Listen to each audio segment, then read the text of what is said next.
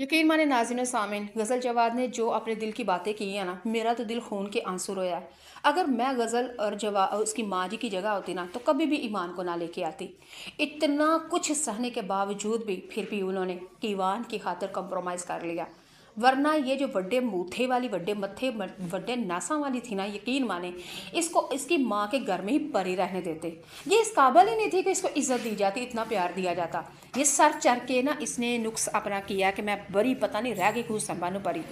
लेकिन हालांकि सारा कसूर मैं आपको बताती हूँ ईमान का निकला है। मैं खुद ईमान के साथ में होती थी, अक्सर मैं ईमान के हक में बोला करती थी। और गज़ल जवाद के ऊपर तो मैं लान तान करती थी, मैं बहुत ज़्यादा बातें करती थी इसको। लेकिन आज मुझे पता चला वो क्या सही कहते हैं कि तुम चुप रहो, वक्त तुम्हें सब कुछ बता देगा।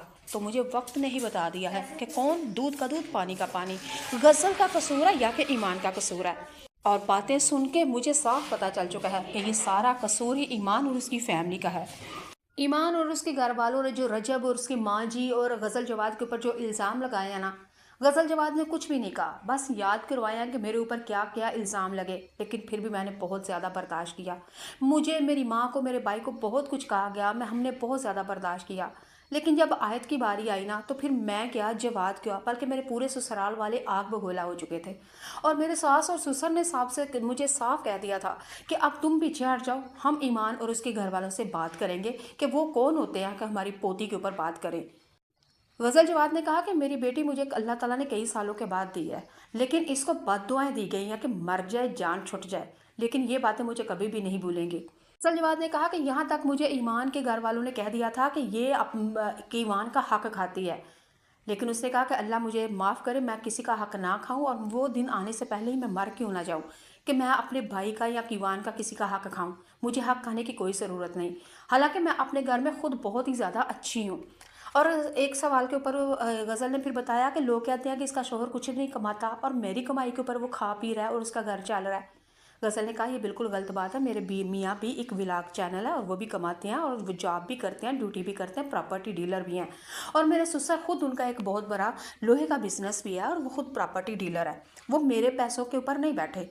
और अगर बात करते हैं ना कि मैं कमा रही हूँ, मैं नहीं कमा रही। मेरे ससुराल में हर बंदा अपने अपने व्लॉग अपने अपने चैनल से कमाता है और कहीं और भी काम है उनके।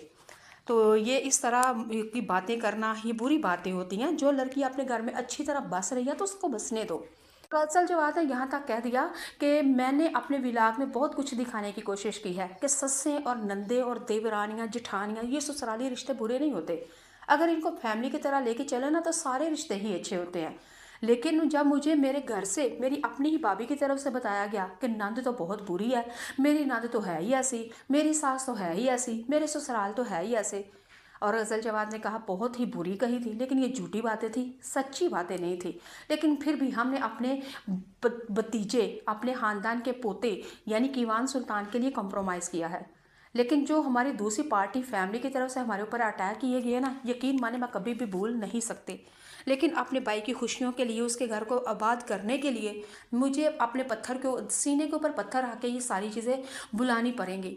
मैं सब कुछ भूल जाऊंगी, लेकिन मेरी बेटी को जो आयत ज़हरा को बद्दुआएं दी गई ना, वो नहीं मुझे बर्दाश्त होंगी, वो नहीं मैं भूल पाऊंगी कभी भी। गज़ल जवाद ने यह कहा कि जो मेरी भाभी ईमान है उसने तो बहुत कुछ किया और मेरे ख़िलाफ़, और मेरी नंद और मेरी सास बहुत ही बुरी हैं, ठीक है। और उनकी माँ की तरफ से पिछले ये आई कि गज़ल जवाद अपनी बेटी को ये और रजब के आगे आगे करती है, उसके मुंह के आगे अपनी बेटी रखती है कि उसको अपना बेटा याद ना आए। और वो कीवान का हक खा रही है और अपनी बेटी के लिए खिलवा रही है। तो गज़ल जवाद ने कहा ये बातें मेरे दिल को, मैं बहुत ज़्यादा रोई, मैं बहुत ज़्यादा रोई कि मैं टेंशन में, डिप्रेशन में चली गई थी, मुझे ड्रिप्स लगी, मैं हॉस्पिटल में दाखिल हो गई थी, इतनी मैं परेशान थी। लेकिन नहीं, ये सब कुछ गलत था। और गज़ल जवाद ने यह भी कहा कि अगर शोहर के बगैर बीवी हमेशा अधूरी है। ये जो लोग कहते हैं कि मेरा शोहर नहीं तो कोई नहीं, मैं भी बगैर बाप के पली हूँ और मेरा बेटा भी बगैर बाप को पलेगा। लोग पल जाते हैं लेकिन उसको पलना नहीं कहते।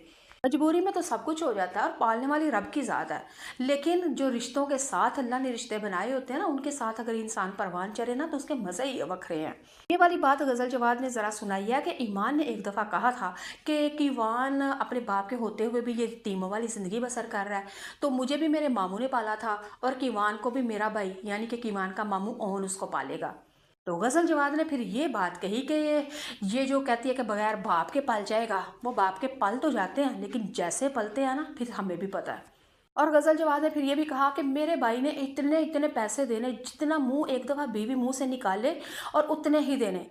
और गज़ल जवाद ने ये भी कहा कि मेरे भाई को पूरी दुनिया जानती है, दिल का कितना खुला है और हाथ का कितना खुला है। जहाँ लाख की ज़रूरत होती है ना, वहाँ 50 लाख देता है। तो क्या वो अपनी बीवी को, अपने बेटे को पर खर्च नहीं करता होगा? सब कुछ करता था। लेकिन अगर बीवी की तरफ से ये कहा जाए कि कख भी नहीं देता, कुछ भी नहीं देता, तो फिर भाई को भी जिद आती है, मुझे भी जिद आती है। लेकिन फिर भी इसके बावजूद भी मेरे भाई ने बहुत कुछ दिया, बहुत कुछ दिया, लेकिन बदले में हमें क्या मिला? कि कख भी नहीं मिला।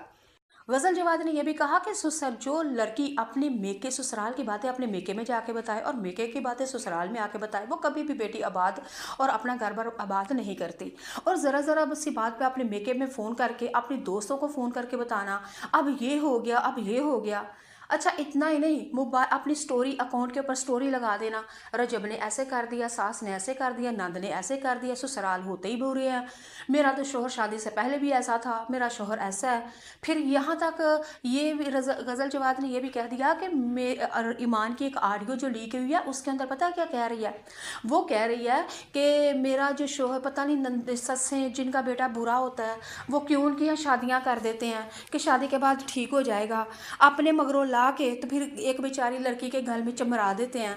तो जो बिगड़े होते हैं वो कभी नहीं सुधरते। तो रजब बिल्कुल ख़राब था और मेरे साथ उसका बांध दिया गया है। और एक और लीक थी ईमान की वीडियो ऑडियो, और उसमें ये कहा जा रहा है कि सासें